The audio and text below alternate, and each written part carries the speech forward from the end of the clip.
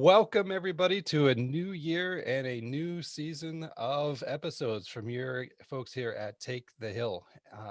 We are super excited to kick off 2021 with something a little bit special.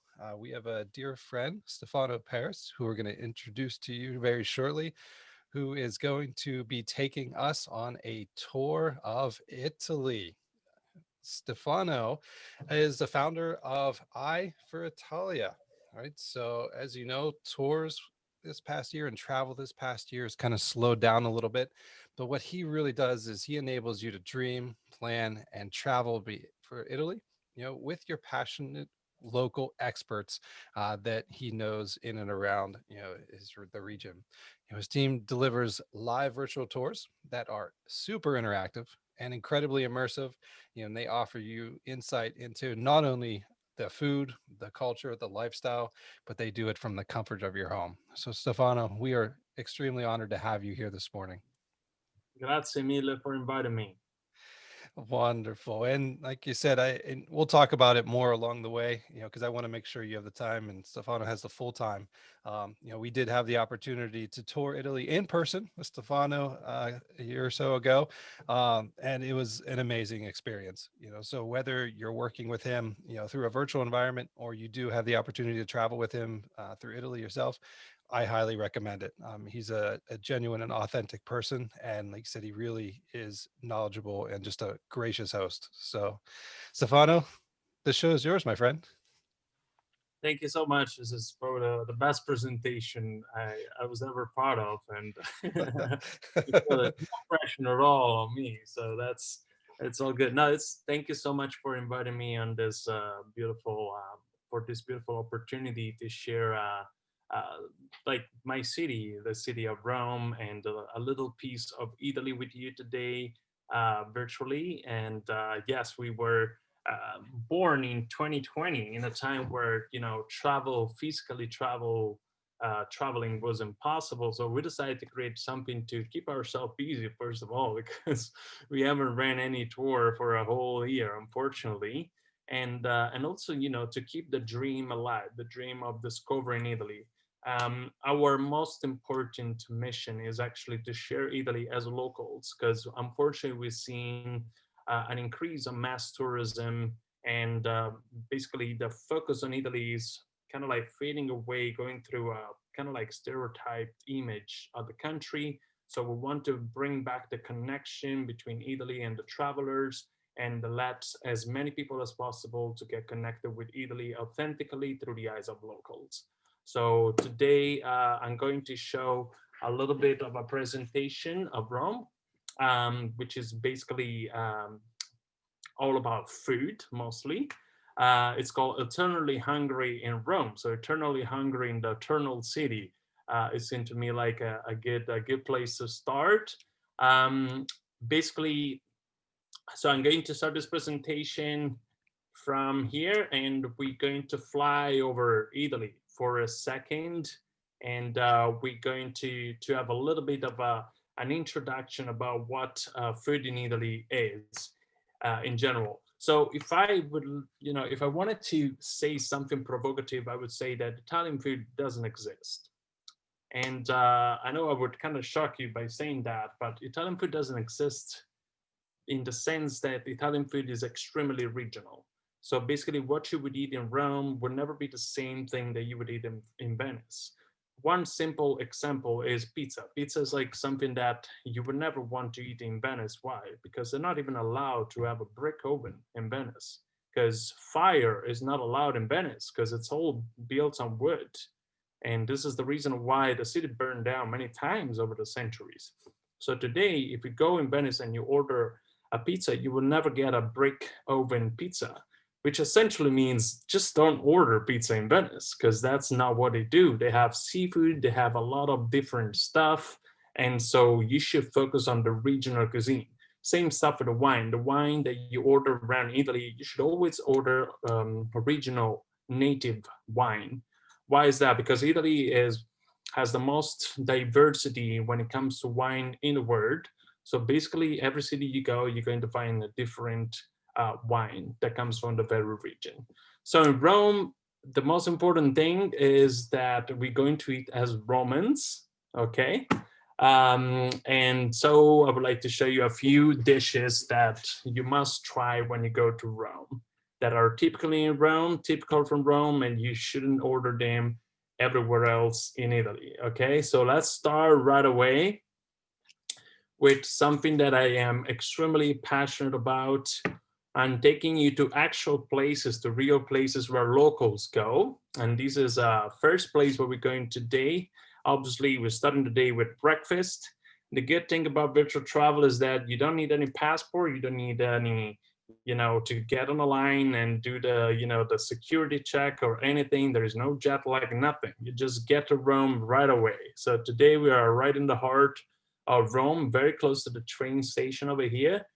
We are in this place which is called Regoli. Regoli is basically a pastry shop that started in 1916, okay? Not only this pastry shop has amazing pastries, amazing food, it also allows you to basically travel back in time. Because when you enter Regoli, you're going to see, a store that never changed in over 100 years. So you kind of have this Art Nouveau kind of furniture. You're going to have Carlo and Laura that have been doing this, carry on a tradition that has been going on for generations. They're going to welcome you to the shop with a big smile on their face, and you're going to try some of the best breakfast, pastries that you should try when you go to Rome. And this is one of the things that I'm talking about. When you go to Rome, you should eat this guy, which is called the Maritozzo con Panna. I never said that this tour was going to be about light food. You can already see that this doesn't look very light. It's basically a massive sweet bread, which is stuffed with sweet cream, okay? And it's called Maritozzo con Panna. If you guys want to practice some Italian today, feel free to do that. But it's called Maritozzo con Panna. It is something that is extremely local from Rome. You only find this in Rome and the surrounding areas. And it's the best way to get some energy and calories in the morning. These cost like around €1.50 €2, okay? And then it goes extremely well with cappuccino. And it's again a very Roman thing. You get the Maritozzo con Panna at Regoli with a big smile from Carlo and Laura, and you will be very happy. It's going to be a great start of the day. So what are the rules around cappuccino? I mean, is it only in the morning, or is there certain times in the day? That's really amazing you asked that, because this Nice. is exactly what I was going to talk about. So yeah, we do have some coffee rules in Italy. We have a lot of rules when it comes to food. For everything else, we don't care. For food, plenty of rules. So basically, cappuccino is a morning drink only. So after 12 p.m., if you ordering cappuccino, you're going to be labeled as tourist, 100%. Italians do not order cappuccino after 12 or after breakfast. Why is that? Because Italians have this weird thing that is like, okay, milk in the afternoon. No, we do not drink that. So it's only a morning thing, and you can only order in the morning. I joke around my travelers all the time about this. Something else that is interesting is that espresso, it is an Italian word, obviously. Espresso means fast, essentially, but we don't say espresso in Italy. When we order espresso, we just say caffè, which obviously it's the word for coffee, right? So if you go to a bar and you ask un caffè, they're going to automatically give you espresso. So that is another interesting thing. If you feel like cappuccino later in the day, so you want something like cappuccino, you can order yourself a caffè macchiato. Macchiato comes from the word macchia, which means stain. So essentially, a caffè macchiato is a coffee with a stain of milk in it. So it's essentially a baby cappuccino. So that is okay any time of the day. Cappuccino only until 12 p.m. in the morning, okay? What's next?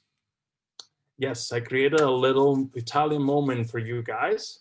So I want to teach you how to order your Roman breakfast in a Roman bar. Okay, I don't know if you want to play this game with me. If you want to mute your microphones and try to say this, I'm gonna go very slowly. All But right. basically, yes. So we enter into this bar. This is one of my favorite bars. And what we say in the morning, we say "Buongiorno." Buongiorno. Very good, very good. Buongiorno. Good morning. Okay, we want to order the Maritozzo, the beautiful pastry that I show you, and cappuccino for breakfast. So we go like this: un Maritozzo. Angelo? Yeah, go for it. There we go. Un Maritozzo. Molto bene. Very good. E Eh? un cappuccino, Cappuccino. per favore. Per favor. You're ready to go. You're ready to go to Rome, order your Roman breakfast. Perfect. Very good accent. I think you have very good potential. We can do this. My Italian family will be so proud hearing this from you. I appreciate that. It's not going to be the only Italian moment, so stay tuned for more Italian. But this is actually really good in general to order food in general in Italy, because you can go to a restaurant, you can be like a buongiorno or buonasera, una carbonara or una lasagna, or whatever you want. Per favore at the end. It's going to make you look and sound extremely polite. And Italians go crazy for travelers that know a couple of words in Italian. I think this is a general rule anyways. If you speak like a couple of words of the local language, people go nuts in general. So you will suddenly become friends with people. I can, most of the time at least. So very nice. And this is just a photo of me having, a blast with my Maritozzo con Panna.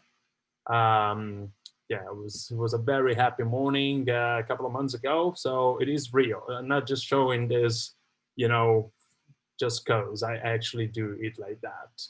So this is breakfast in Rome together, and this is close to the train station. So any questions about breakfast? So what time is breakfast usually? Right? Because I know different countries have, I mean, are we talking like early in the morning, or I mean, it could really range depend upon, lifestyle perhaps. Yeah, I would say like the most popular time to have breakfast, which is something that Italians can afford every single day, because it's gonna end up costing you like around €2.50. If you get a croissant and cappuccino, it is very cheap in Italy. Essentially it starts when people start going to work. So from 6 a.m. till 9 a.m., 9:30, you will have a lot of people at a bar. We call it bar. So you're gonna have so many people. And Italians do everything slowly, but breakfast it's quick. So you're standing at a bar, and you eat the croissant, the cornetto, and then you chug the cappuccino, and then you leave right after. And then we will have multiple coffee breaks during the day. Yeah. Coming from an American Italian, based family, I guess. Food was always just so important, and I remember as a kid almost at times being annoyed because I felt like it took forever, like for these dinners. Like we'd have like Christmas Eve with the 7 fishes or whatever, and I'd be a kid, be like, whoa, is this like 3 days later? It's still the same day. Like you were saying, Italians do things a little slow. But Patrick, you kind of went the direction I was curious. It seems like breakfast is a little bit more fast paced in Italy, though, when everything else does seem to be a little bit more like family, like collective, like let's sit down and slow down and just talk kind of thing. Yeah, that's exactly right.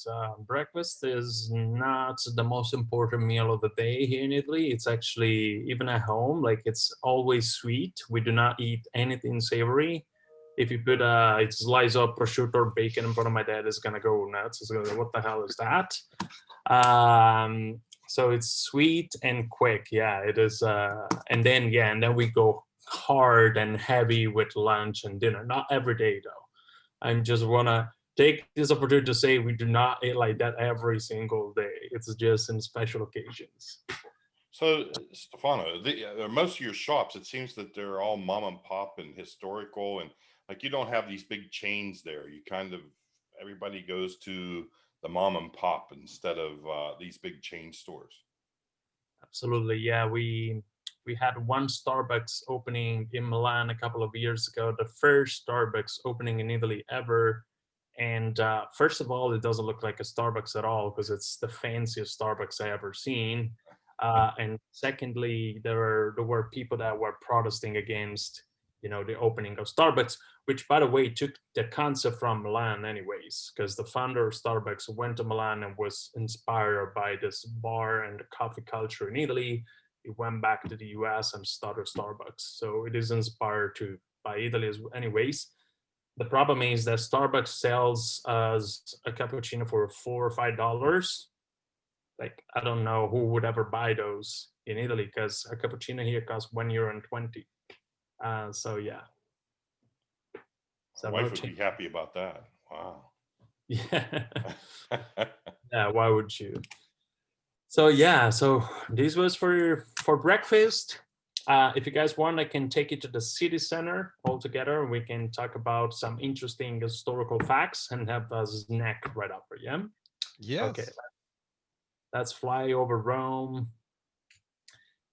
So yeah, basically I highlighted this area in Rome. As you can see, we can do a nice 3D kind of view of Rome. So this is the train station over here. This is the breakfast place where we were just standing. As you can see, Rome Historical Center is pretty small, I would say. Like, you can walk from the train station, the main train station. You likely going to get the train from the airport to go to the city center. You can walk from the train station to the Colosseum. It's going to be a 20 minutes walk, not even. And then when you get to the Colosseum, you have all of this around it. This is the Colosseum. This is the Roman Forum, so all the Roman ruins. This is the Palatine Hills. This is the Circus Maximus. This is basically the wedding cake, as the Americans called it when they came to Italy during the Second World War, which is that massive white monument in Italy. You have the Pantheon here, so it's all around. Like, you're going to walk around and see a million things. Okay, very stunning. But I would like to take you to one specific place to talk about an interesting story. So we're going to Campo de' Fiori right now. Okay. Ta-da. So this is Campo de' Fiori, and this statue is a statue of Giordano Bruno.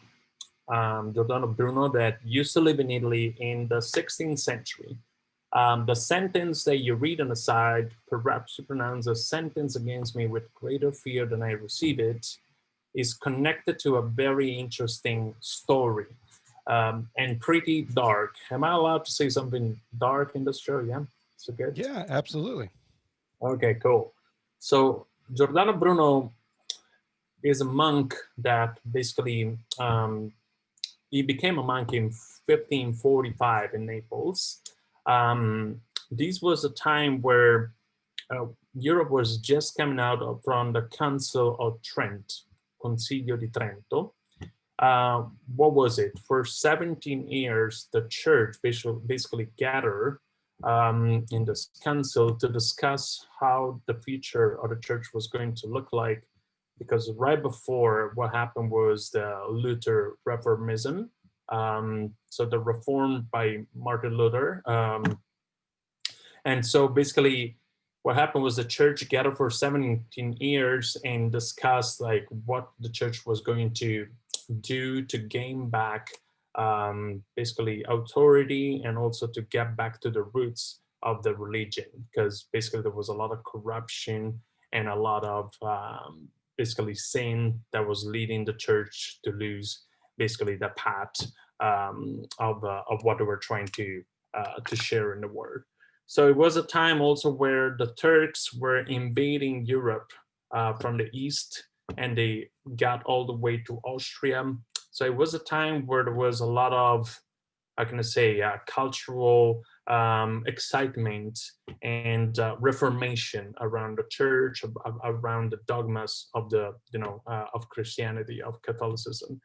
Giordano Bruno was an extremely smart monk. He enrolled when he was just 17, but he already had this incredible knowledge of everything. He said that he knew all sciences. And it wasn't really an exaggeration. It was actually kind of true. Like, he knew so much of everything. You have to think that back in the 16th century, magic, science, alchemy, astronomy, astrology was all kind of like mixed together. It was kind of like very popular at that age. And so when he enrolled as a monk, he started studying all of those things, philosophy, all of this. And basically, he was basically in possession of a lot of books that he was not supposed to have, being a monk. And so what happened was that he, in Naples, being a monk, started studying and studying and studying, and he came across Copernicus. And Copernicus says something like, you know what, it's not the whole universe goes around the earth, it's actually the other way around. We're not that central. Giordano Bruno took this discovery, what Copernicus was saying, to a whole new level. He started saying that the universe was infinite, and actually he started doubting the Holy Trinity. So he started literally going against the old concept around Christianity. The earth, the humankind is not at the center of the universe. It's actually the other way around. And basically he went against every Christian dogma ever at a point. And he was also very, how can I say, he wasn't the most friendly person as well. So he started getting in contrast with everybody in the Catholic world, and until it was finally basically put in a trial. It was basically by the Roman Inquisition. The Roman Inquisition started telling him, you cannot say this kind of stuff. Like, this is going to basically ruin us all. Like, this is going to change the whole concept around what we're trying to do over here. So he had an 8 years trial where he tried to defend himself, but eventually he decided not to go against what he discovered and what his belief was. And so basically he was pledged guilty in the 1600. And that's exactly when he said the sentence that we read. Perhaps you pronounce the sentence against me with greater fear than I receive it. He knew that he could have been killed, but what he discovered was going to live for centuries. The change already happened. And so basically what happened to him, he was hanged upside down, okay, and he was naked and burned at the stake, right where the statue is today. And so today we had the statue in the middle of Campo de' Fiori. You see how serious he is. The statue is looking right to the Vatican. Okay, so it's directed to the Vatican. And it's been there for over a couple hundred years. The church wanted to remove it. When Mussolini was in charge, Mussolini and his government decided that it was going to stay. And today, every single year, this statue and the story of Giordano Bruno is celebrated as a monument to, freedom of speech and freedom of thought. So it is a very interesting story, very dark story. And the most interesting thing is that 90% of the tourists that go to the square completely ignore the story, which is actually very, very interesting. So I'm sorry for the little dark moment, but I think it is an interesting story. Quick question, Stefano. While I'm thinking about it, I know that Rome has a lot of history in Christianity and a lot of diversity and so forth. But and again, we all speculate that Rome is technically probably predominantly Catholic. Do you still see any struggles between different denominations and so forth within Rome, or is it still predominantly just follow the Catholicism? Rome is all about a pope. Like, people just, oh, it froze. You guys. We can still hear you. Yeah, we're okay. Okay, sorry. Yeah. I think here Rome, there is a very big difference between what is religious and what is the faith around Catholicism and the Vatican as an institution. So the faith is all about Catholics and all of that, but then the Vatican is seen as an economical power, an economical and political power. So you will often hear Romans talking about how corrupted everything is.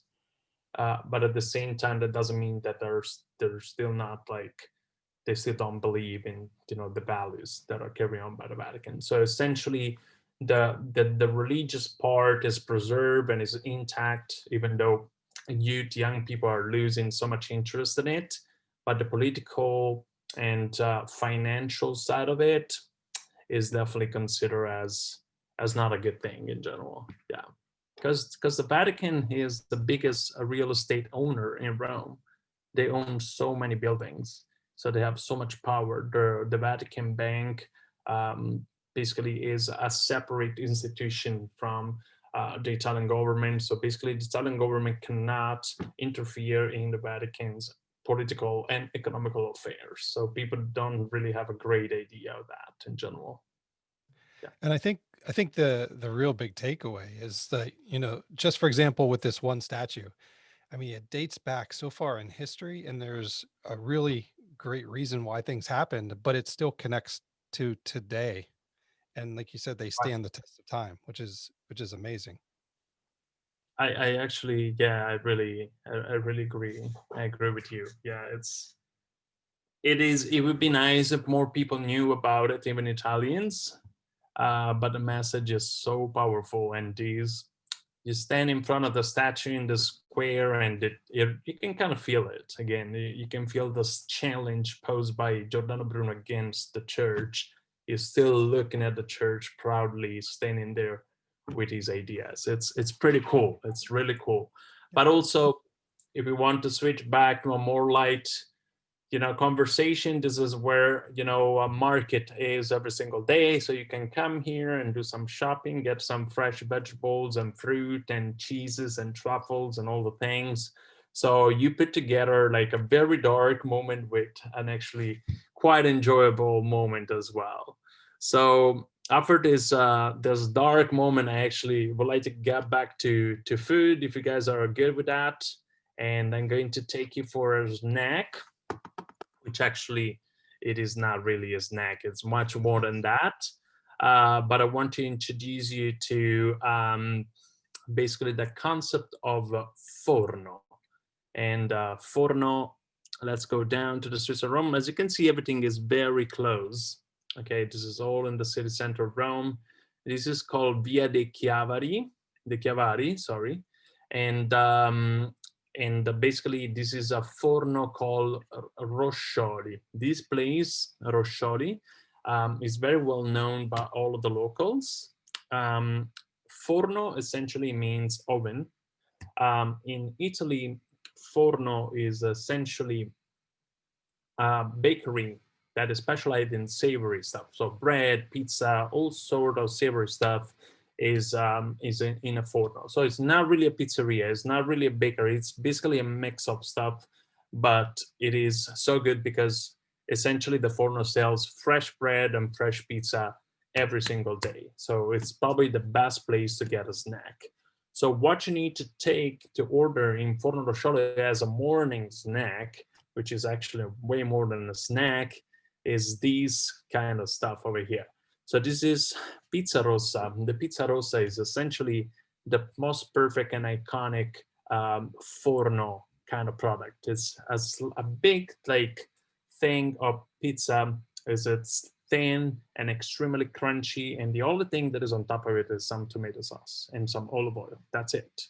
So basically, when you bite this pizza, it's going to be so crunchy. You're gonna hear, you know, the crunchiness and the sound that comes out of it. And the tomato sauce is so rich and tasty that you won't need anything else on top of it. So it's gonna be so good. Another thing you should try is this pizza bianca with mortadella. Now this is an interesting thing because you guys, how do you call this salami in the US? So we do have mortadella, and actually, I just had that for lunch yesterday. I put it so yeah, delicious. Perfect. Because a lot of travelers that come on the trips, they actually call it Bologna, Okay. Bologna, Yeah. which essentially is a city. Bologna is a city, and so I feel like a lot of Italian dishes and products got a kind of a funny name in the U.S. probably because of the Italian American community and shaping the American culture so much. And so basically, yeah, they call it Bologna, but here it's called Mortadella, and it's fresh and it's actually extremely cheap to buy it. And once again, the pizza rossa is a red pizza essentially, and this is a pizza bianca with mortadella, and it's one of the most, traditional thing that you can get in Rome. It is so cheap, like just a slice of pizza bianca costs you nothing. They weight it for you, and then they stuff it with some mortadella. So you can get 1 pound of mortadella for $2. It is very cheap and very light as well. It is so good. It's really so delicious because once again, the pizza bianca is crunchy and a little salty. There is a little bit of olive oil in it. The mortadella is so tasty and flavorful and fresh, and it is just a perfect snack. So you can get, my recommendation, go to Forno Roscioli, you get a little bit of pizza rossa, a little bit of pizza bianca with mortadella, and you're going to have a great snack. So the way it works, yeah, they're gonna do, you tell them how much you want, they're going to cut the slice depending on your direction. They're going to put it on this little scales thing. So here's going to tell you the weight. Okay, they weigh it for you and they tell you the price, and then you just go crazy with it. So this is me having the best pizza bianca with mortadella this summer, and you don't hear or see anything when you're eating it because it's just the best snack, the best. You look, best. That you photo look is fantastic. Like, I know it. fantastic, man. I've never seen somebody more in the moment. Just, I'm being dead serious. Like, more in the moment, just enjoying what they're doing. Like, I love it, man. That's awesome. You can come to Rome and I'll take the same photo of you doing that. Yeah, no, it is really how it feels. Dennis, It's how are the you perfect. feeling right now, man? I feel like you talk about food in episodes that we don't even have food presented to us. How are you feeling right now, man? Oh, it's just want to go downstairs and get it for right after this presentation because it's like, okay, now that I'm talking about it, like, yeah, I kind of want it now. It's kind of good, yeah. Yeah, I do too, but I'd have to take a flight. Oh yeah, well, you should work from home, move to Italy, and then work from home from Italy. Uh, something else you should try in Rome when you go to a Forno or the pizza by the slice place, which we call Pizzeria al Taglio, which is another thing which is extremely popular in Rome and not everywhere else in Italy, is to try the fried appetizer that we have here in Rome. Fritti just means fried, and fritti is basically the name of the category. Okay, so in Rome they make three things that are very typical from here. They have the suppli, the fiore di zucca, and the baccalà fritto. Let's start from the bottom one. The baccalà fritto is codfish fried. Okay, fried codfish. Fiore di zucca is the zucchini flour that is basically stuffed with some mozzarella, a little slice of anchovy, and fried lightly in the outside.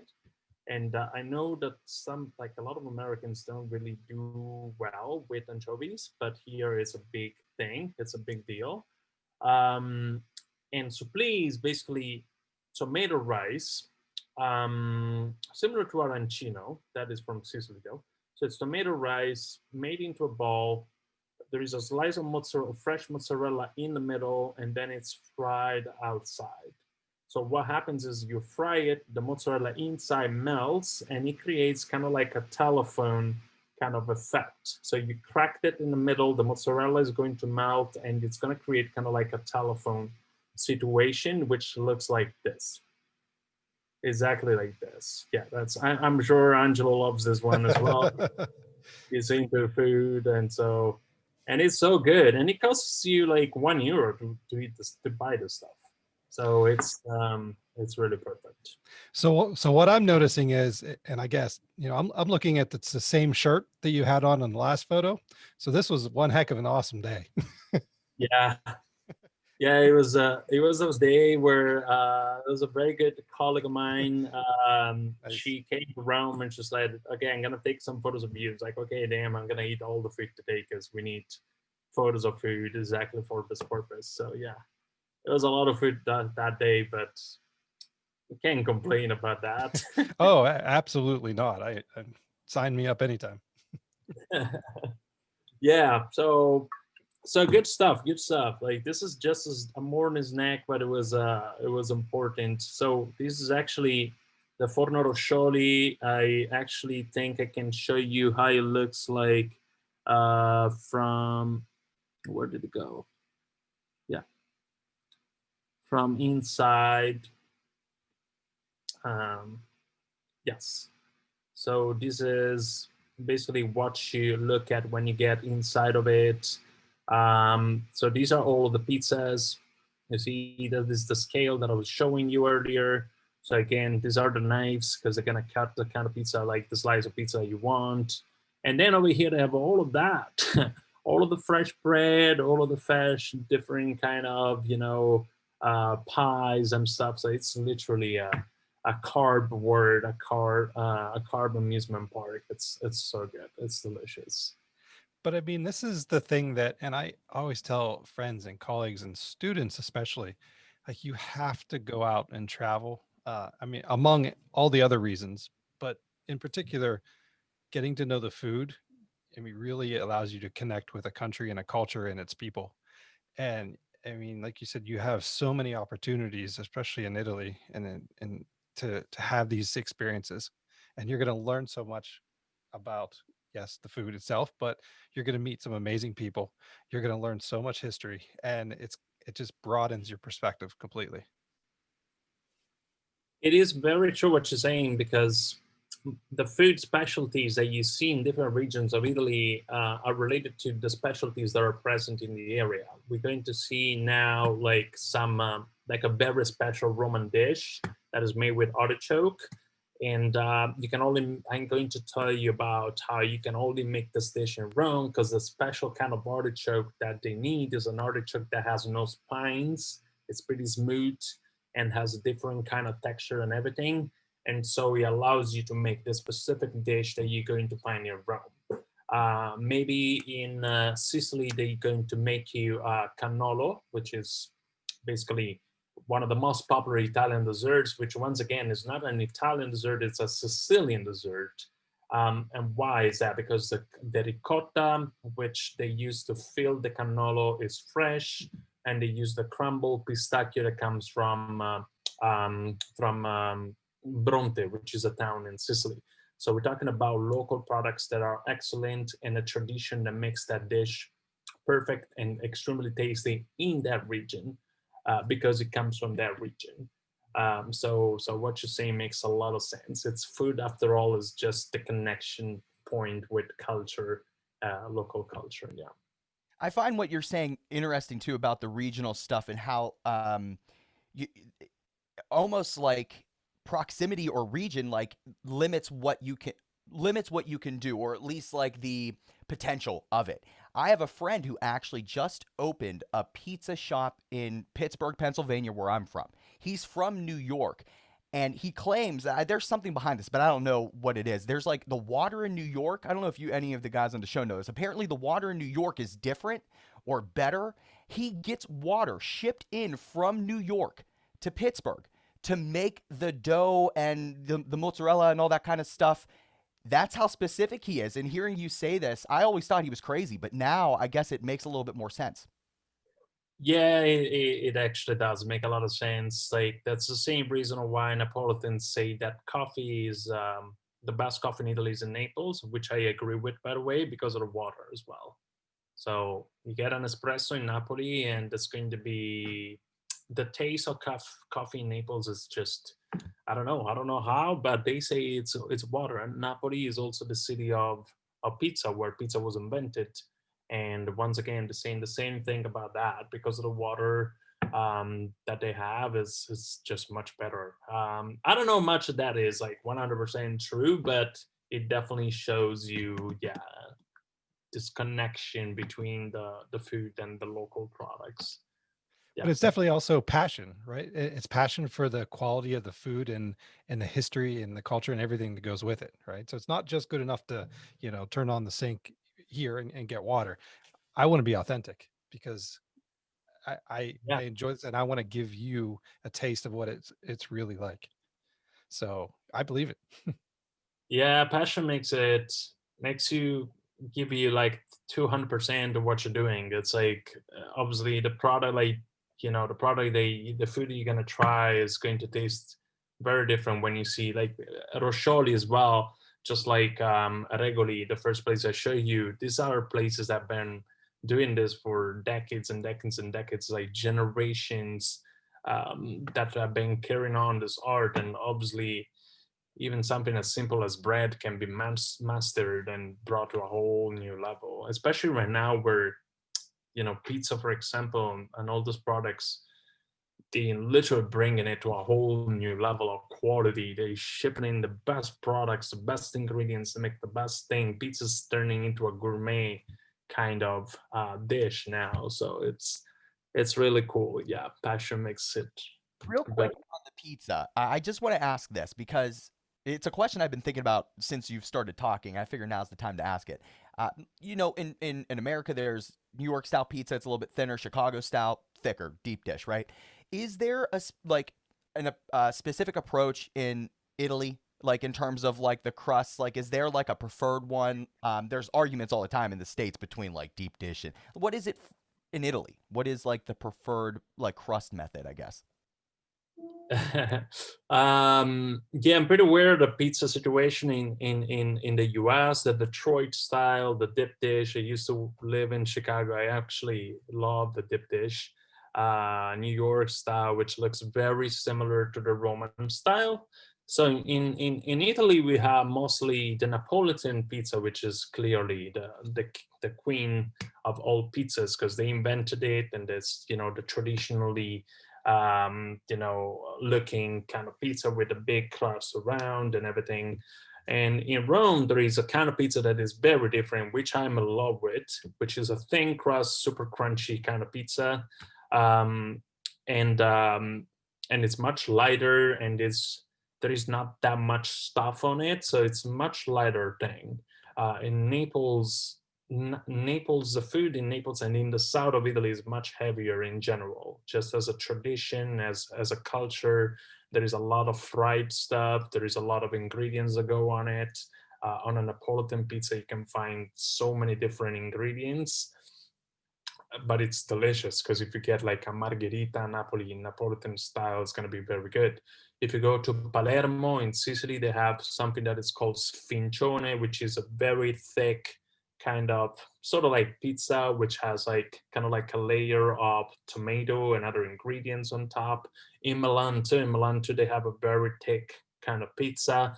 So basically every region too has his own pizza, but essentially I would say that the Roman and the Napolitan are probably the predominant ones. Yeah. All right, any other questions about this? Should we move on? Yeah, andiamo. Andiamo to the next one. We're going to go to actually a pretty interesting part of Rome, which is once again is very close to all of the areas that we saw so far. So this was Giordano Bruno's statues where it was. This is where the Roscioli Forno is. This is basically where Julius Caesar was killed. L'Arco di Torre Argentina is basically an archaeological area. And here we are here in the Jewish ghetto of Rome. Okay, so the Jewish ghetto of Rome, I wanted to, steer back from, stay away for a second from the food and talk for a second about history. So basically, and talk about the story of the word ghetto. Where do you think the word ghetto comes from?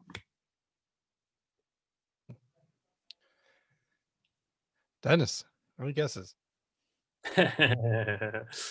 Yes, from Venice. So you see this sign that you see over here, Ghetto Vecchio, yeah? So this is basically from the Venice Jewish ghetto, which is the oldest ghetto in the world that has over 500 years. This 500 years old. So ghetto in old Venetian language basically means copper foundry. The area where the Venetian Republic decided to move all of the Jewish community, the Jewish people that were present in Venice. You have to think that Venice back in the days was a multicultural, multinational, kind of city. Like they were a trading power, one of the biggest trading power in the known world back in the days. And so people from all over the known world would live in Venice. You would have Germans, Eastern Europeans, Jews, Arabs, everybody would live in Venice. So it was big Jewish community that was gathering, like it was starting to grow a lot of power. So the Venetian Republic at a point decided to put them all in the same area, which is where the copper foundries were. And the copper foundries were called Ghetto, okay? So the thing that happened was that a lot of the Jewish community couldn't say the word ghetto. They couldn't pronounce it. So they would call it ghetto. And from ghetto, we basically went to have the word ghetto. So it was basically this transition, this changing thing that led us from a word that has nothing to do with what nowadays ghetto means to the word ghetto. So essentially, yeah, where the copper foundries were in Venice was a Jewish community over 500 years ago. Another word that comes from Venice that is actually very popular today is quarantine. So the word quarantine comes from Venice, and essentially this comes from one of the plague waves that hit Venice back in the days. What happened was that the Venetians, to stop the spread, decided that all of the ships that were coming from abroad, from the Venetian Republic, would have to wait 40 days outside of the Venetian Republic. After this 40 days, once they made sure that nobody was carrying the plague inside of the city, they could enter the city. So 40 in Italian, we say quaranta. Quaranta turns into quarantena. And quarantena is the same word that you guys use, quarantine. So basically, quarantine comes from the 40 days where the ships had to wait to get into the city. So that's another interesting fact. But why are we talking about this? We're talking about this because the Jewish ghetto in Rome basically has shaped massively the food in Rome. This used to be the Jewish ghetto in Rome. As you can see, it was an enclosed area with gates and everything. If you go to Venice, you can actually still see the signs of the gates that were used to shut off like the whole ghetto. Same stuff in Rome. The popes decided that they were going to basically enclose the Jewish community in this area. And so we're talking about a president that has been, living in Rome for centuries and centuries. And what it did is that they, massively influenced the Roman food. And so today I want to take you to this little restaurant, which is called Sora Margherita, which is a restaurant, is one of the most popular restaurants that offer you a Jewish Roman cuisine, which is something that you need to try when you go to Rome. So Sora Margherita has been open for around 100 years. It is this little shop that you see over here. It's super pretty, super little. You need to reserve in advance. The menu is handwritten. And they sell, they basically serve you the most typical Roman Jewish kind of meals. Okay, so this was our table. Actually, this is the owner, which has this purple hair. So she's really cool, and kind of like older generation. No, pretty straightforward. What do you want? What do you need? Okay, you can put a table over here. The cool thing about COVID in Italy is that now every restaurant is allowed to put a table outside. So basically, you can see tables all over the place. This was our table right in front of a 1600 church, and she was serving us that day. And basically, yeah, what you need to try when the king of the Jewish Roman cuisine is this thing, which is the Jewish style artichoke, Carciofo alla Giudia. As I was telling you earlier, This is a specific kind of artichoke that is, again, smooth, no spines and everything. And basically what happens is that they drop it into, you know, a pan full of oil to fry it. They fry it twice, actually, because you fry it in the first time, then you let it rest and getting cold, and then you fry it again, so it gets extremely crunchy. It's a whole artichoke that gets fried, and it gets served just like that, like an open flower, like that. The way to eat it, you just peel off, you know, the peels, and you just eat them like chips. And it's so, so delicious. It's really delicious because it's artichoke, but it's crunchy and tasty. It's pretty salty. And so it's really, really nice. It is something, you know, that one of those moments that put together culture and food and taste and everything. So it's an immersive experience that I really think you should try when you get to Rome. So now we're having another Italian moment. So who wants to try to order a Jewish artichoke in Rome and a glass of wine? I think you're on deck, Dennis. Oh, wow. Thank you. Uh, I'll give it a try. Give it a try. Don't worry. So we're going to be very polite now. We're not sure what time of the day it is. So we don't say good morning. We just say a polite hello. So we say salve. Salve. Very good. Then we got to say this. Un carciofo Un calciato alla Giudia. alla Giudia Very good. e Un bicchiere un bicchiere di vino di vino. rosso o bianco. Wow, I can't roll the tongue. Rosso bianco. Per favore. Per favor. Actually, very good. Bravissimo. Molto bene. Very nice. I am actually also an Italian teacher. Your accent is really, really good. Oh, Really good job. Very good. Wow. You just order yourself a Jewish artichoke and a glass of white and red wine, please. So not only you order it, you were also very polite, and very good job. Molto bravo. Bravissimo. And this is, once again, pretty useful to order anything really in a restaurant. People will love you if you try to do this. Okay.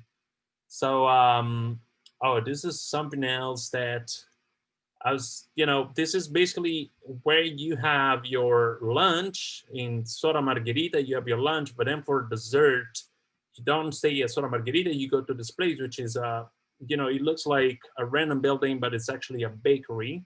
It's called Pasticceria Boccione, and it has the most delicious pie with sour cherry and ricotta. This, it is unbelievably delicious, and it's once again a huge Roman Jewish kind of dish, and you need to try it. So let me show you where these places physically are, because they're very close to each other. So basically, Sora Margherita, we're talking about, oh, let me see. So Google Street View is blocked for some reason. Let me see. Well, I put this right over here, so that's good.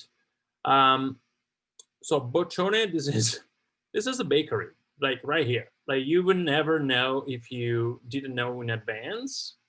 As you can see, like in these, can you see this building? Can you see that there is something written on it? These Yeah, is very like, vaguely. yeah, these are hundreds of years old Roman, you know, inscriptions from the Roman Empire that were enclosed in the building, and you can still see it on the actual facade of this building. This is actually the main street of the Jewish ghetto. Over here, you're going to have there's going to be like a beautiful temple from the Roman time, and all of the streets, like you have restaurants that have tables on the street, and so it's really fun to walk by. Like you have a meal in here, then you get the pie over here, and Sora Margherita is actually just around the corner.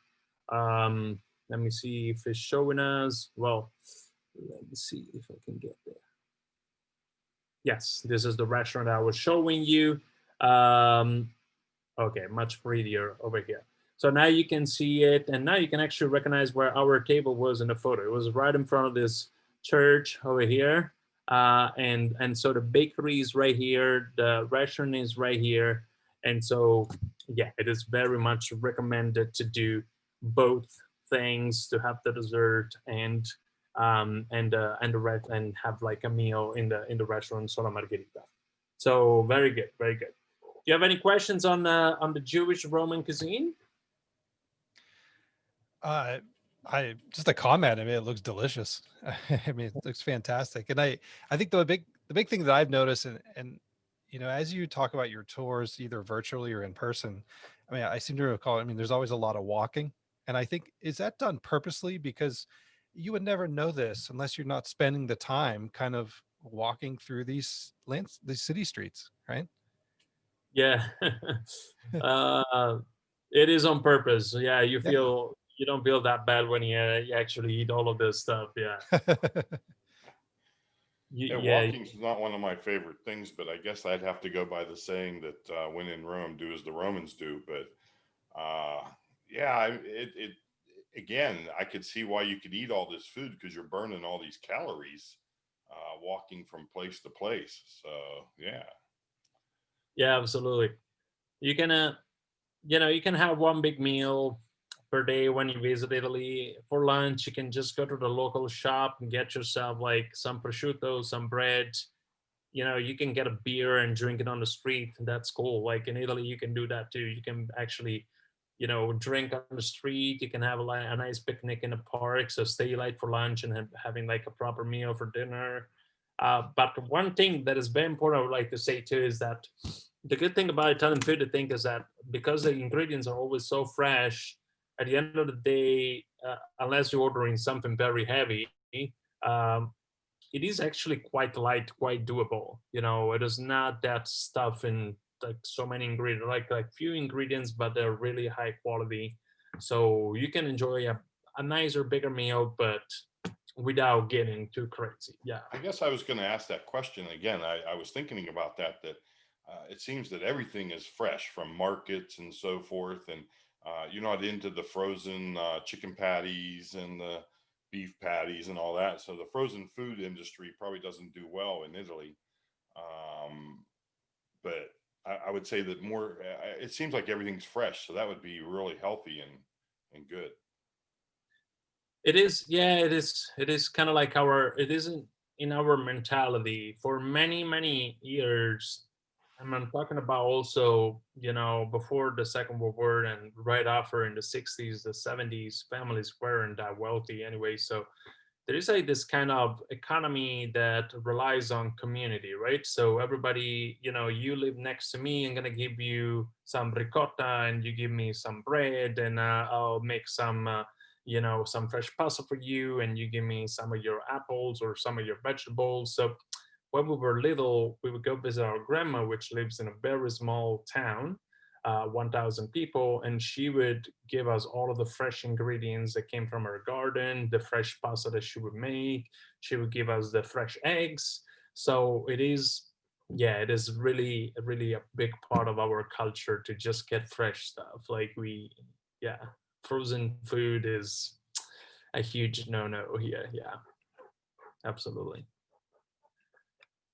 All right, we are, let me know if with timing we're good, but we have 2 more stops and then we're going to be done with the tour. But basically, we're gonna have another little break, historical break. We're going to go to Piazza Navona. So get yourself ready, put your belt on. We're gonna fly over the city center again and go to Piazza Navona. So you see the shape of Piazza Navona is very unusual. It looks like a ship in a way. And once again, we're very close to everything. Everything is so close. This is the wedding cake that I was telling you about. The Americans call it like that.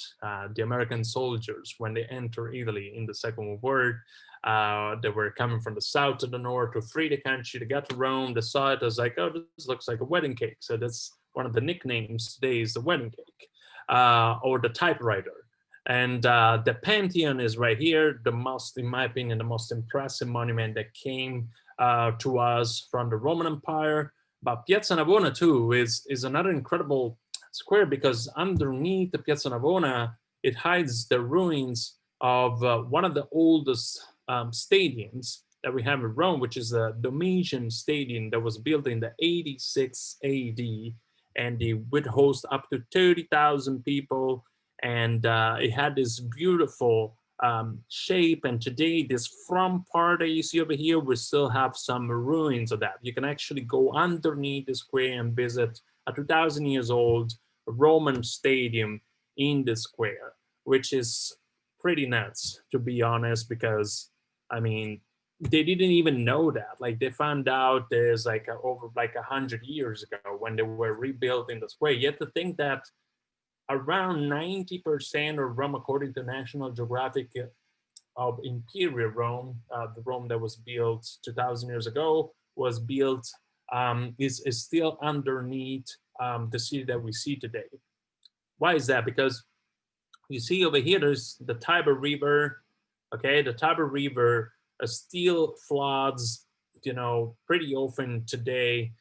Back in the days, it would flood constantly, and so basically the city kept rising on the level because otherwise it would kept, flooding all the time. So basically, all of the Rome that was built 2,000 years ago is underneath, and so they keep finding stuff all the time, which is quite fascinating. But let's go down to the square because I want to show you, a little bit one interesting story, and that has not to do with food, but it has to do with a rivalry between two architects. So you see this church over here. So this is Sant'Agnese in Nagone, and this is the fountain of the Four River that was built by Bernini. So Bernini, Borromini, the architects of this church.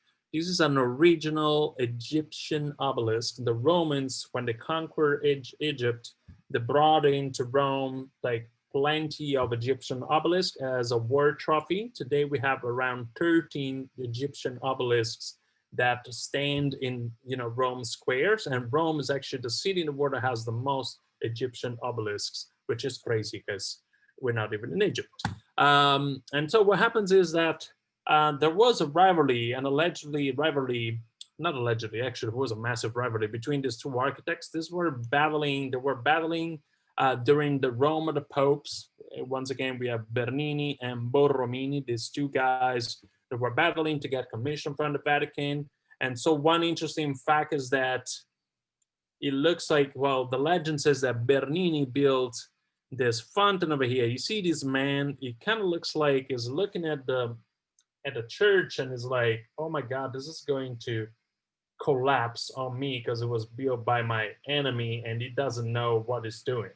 And so basically the legend says that Bernini did that on purpose just to upset his opponent Borromini, which built this church. Borromini, the legend said that he built this Virgin Mary over here to reassure the Romans, don't worry, nothing is going to collapse. They say that this is not entirely true, it's just a legend. But it's kind of funny because these two guys were rivals. Actually, one of the stories is that Borromini built a massive, I'm sorry if I say this word, but he built a massive penis on top of the building where he was living, because this building was facing a building that Bernini was building. And so it's like, he was living there, he was like, okay, now I'm going to show this guy what I think about him. And he built this massive marble penis just to upset him. And in response, Bernini built 2 donkey ears made of marbles again to tell him, oh, you donkey, which in Italian means you an idiot. And then the Roman church told them, okay, enough with this stuff, grow up, get rid of the statues because they don't do any good to the decency of the city. So it is interesting facts. And this stuff happened, to be honest, this stuff happened. And these two were actual rivals. But to get back to just to comment real quick, like living in 2021, people argue now on social media with like no value at all, right? Back then, look at what they created, like in their arguments. It's even when Italians or those in the region would fight, they still did beautiful things. It's amazing. It's amazing.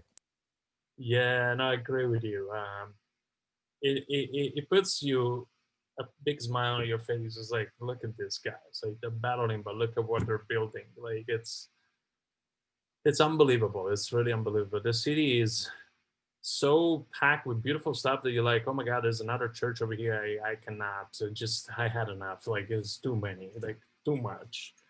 Well, to get back to our food focus, I was just gonna say, all right, you know this beautiful story and the beautiful rivalry. Why don't we drink a Negroni in front of it, and we just, you know, elaborate a new theory about this rivalry by getting one of the most typical Italian drinks. This is a Negroni. We got it in a bar next door. We're having aperitivo right now. Aperitivo is something that happens around 6, 7 p.m. in the afternoon. You get a drink. This is Negroni, once again, one of the strongest one because there's Campari, gin, and vermouth. So you get a couple of these, you're gonna be flying and you're gonna turn into an architect yourself. But aperitivo is like something that is very nice because when you order aperitivo in Italy, most of the places, the majority of the places, you get served some free food as well. Either you get served food or there's a buffet that you can go and get some food. Normally you spend around 10 euros, and with 10 euros you get the drink and the food. This is a famous place in Manarola in the Cinque Terre, and they make this for aperitivo. So basically you're not paying for this food, you're just paying for the drinks. These come as a complimentary thing, and no, we don't tip in Italy. This is just done out of you know, hospitality. So that's how it works. So yeah, so this is an aperitivo that you can have actually in the Piazza Navona. This would be a great place for aperitivo. And by the way, one other interesting fact, this square back in the 17th century, 18th century, used to be turned into a pool. It used to be basically built in a shape that would allow, you know, the authorities to fill it up with water, and it became kind of like a public pool where people would go and jump in. Then they were like, okay, this is not that healthy and not that good for people's health, so we're just going to build over this and never allow that ever again. So yeah, it's an interesting thing. Have you been to this square? Have you been to Rome? I actually so bad at this. Like I should have asked you if you ever been to Rome. Have you ever been to Rome? Oh no, okay. No, I have not. This has been really great. I know Patrick has. He's invited me many times, but keeps getting put off. I've never been invited, nor have I ever been there, for clarity. I think you like it. You like it. Yeah. So, yeah, we have one more stop. It's actually going to be the surprise of the day to end this, you know, virtual tour with you guys. If you don't have any other question, just going to jump to the next final stop of the tour, and that's going to be. Yeah, that's gonna be dinner at casa mia, dinner at my house. So basically, yeah, in November I got the chance to spend like a couple of months in this beautiful location in Rome. This was the place where we were staying. We had our own personal church. We were staying in these two little windows over here. There's a little apartment that we rented out, me and my girlfriend, and basically we had this stunning view every day. Out here in the corner is one of the best gelato places in Rome, but I'm inviting you at my place because there is one thing that is missing from this presentation, and that is a dish that I'm gonna ask you if you recognize it. What is it?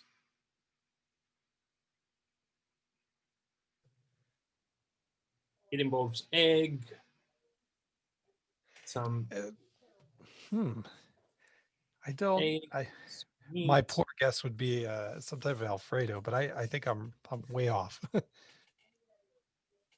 So this is carbonara, pasta. Ah, Pasta carbonara, and this is the queen of the Roman cuisine. Like you need to try carbonara when you get to Rome, because it's just, if you're going to ever order carbonara, don't do it anywhere else in Italy. This is one of these dishes that you want to order in Rome and just in Rome.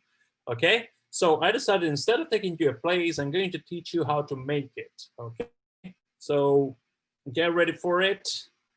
Basically, we have a few rules about carbonara. and these are going to be very strict rules. Use guanciale. Guanciale comes from the word guancia, which is cheek. So pork cheek, it's a very fatty part of the pork. It tastes kind of like pancetta, but more greasy and much better. And so you need to use guanciale. That is the only kind of meat that you should be using to make traditional carbonara. Pecorino Romano cheese only. It's way more salty, way more tasty, and it goes extremely perfectly well with this recipe. Absolutely no garlic nor onion. There is not, this is not a thing. You don't put garlic in a carbonara. Do not ever use cream. Never. If you want to make, if you want to test, if you want to make a test, you go to any restaurants are all around the world, Italian restaurant, even in Italy, you ask them, how do you make carbonara? If they tell you that they use cream, just don't order it. They're not doing it right. There's no cream. You do not put cream in carbonara. Romans would get so upset. They would basically get more mad if you offended their mother. Okay.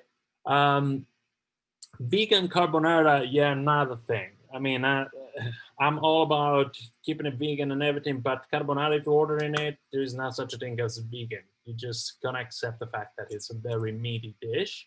Spaghetti, bucatini, or rigatoni, they're all good shapes. But tagliatelle, egg pasta, probably not, because there's already a lot of egg in this pasta, so you don't want to put some more egg in the pasta.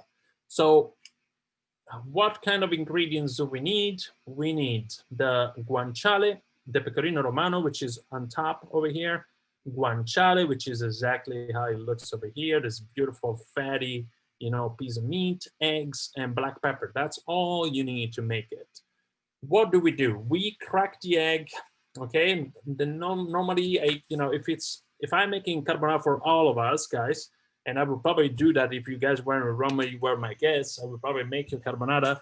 I would use 4 eggs because we're 4 plus 1, okay? So 4 plus 1, and I would just get the yolk of the egg, put it in a little, kind of like bowl, and then basically start stirring it around a little bit. Then I would add a lot of pecorino cheese. What happens is that it becomes very creamy at that point because the cheese with the yolk of the egg combines together and it becomes very creamy. You add the black pepper to this mix and you're gonna have something like this. Okay, this is the cream that comes out for the carbonara. This is why I was telling you, you do not put carbonara, you do not put cream, because this is what is going to come out. It's going to be very thick, okay, very thick. When you are cooking the pasta, okay, you finish cooking the pasta and make sure it's al dente. So if it has like 10 minutes cooking time, at 8 minutes or even 7 minutes, you start tasting it. If it's pretty hard, hard but not as rock solid. It has to be hard, al dente, so good consistency.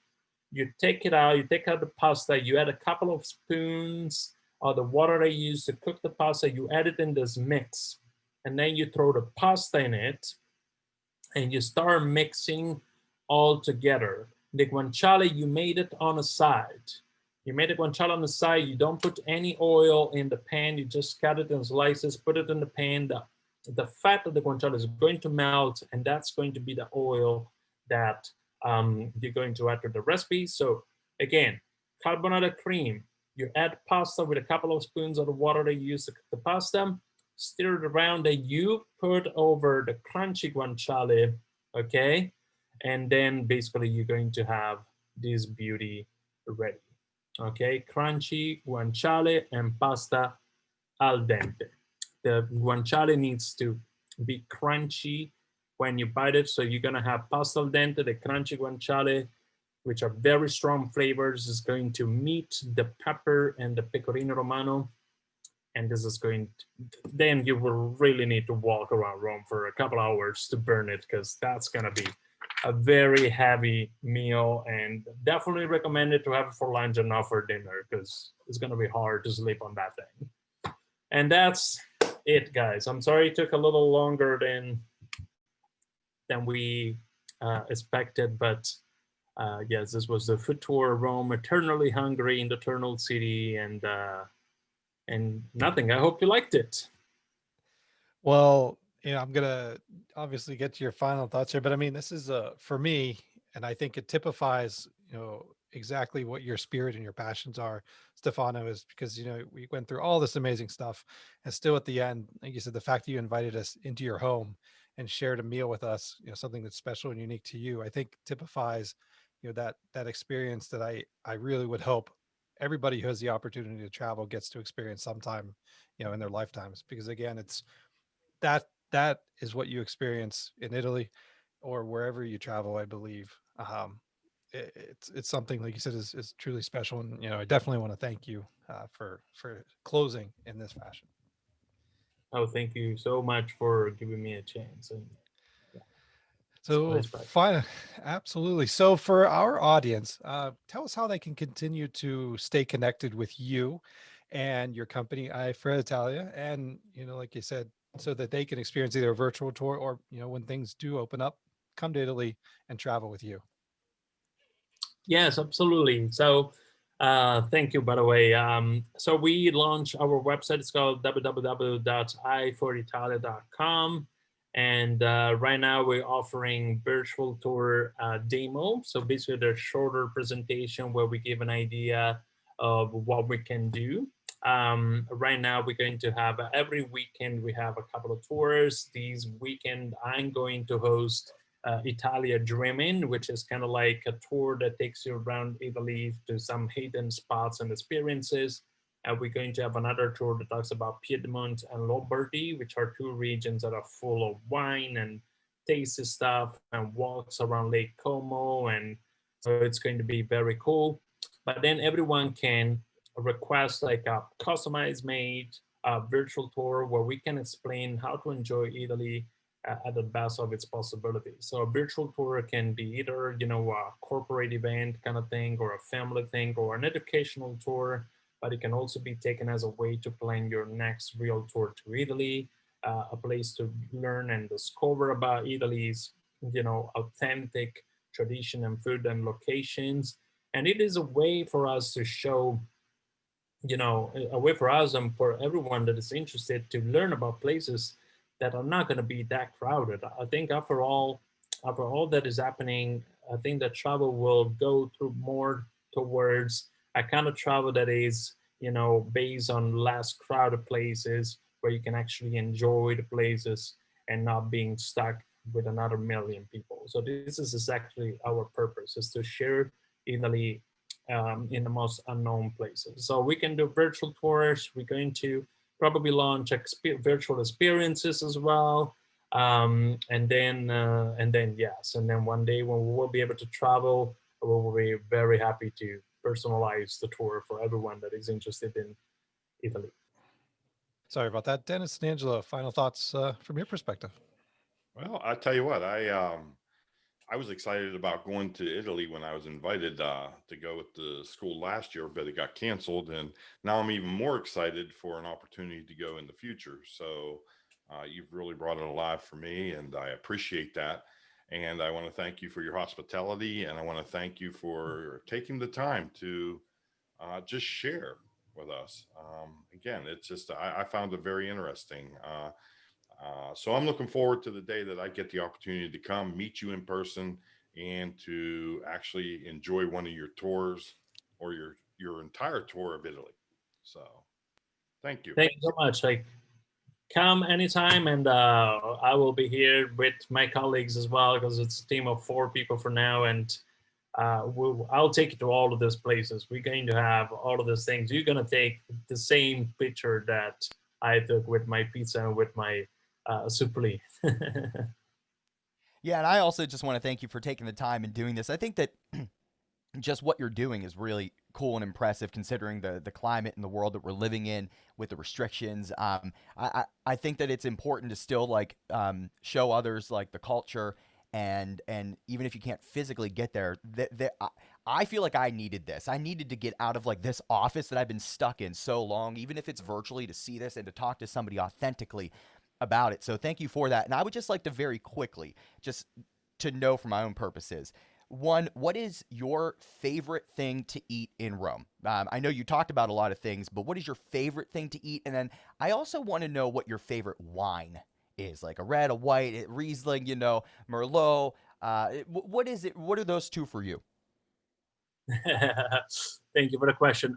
My favorite thing to eat in Rome is definitely pizza by the slice.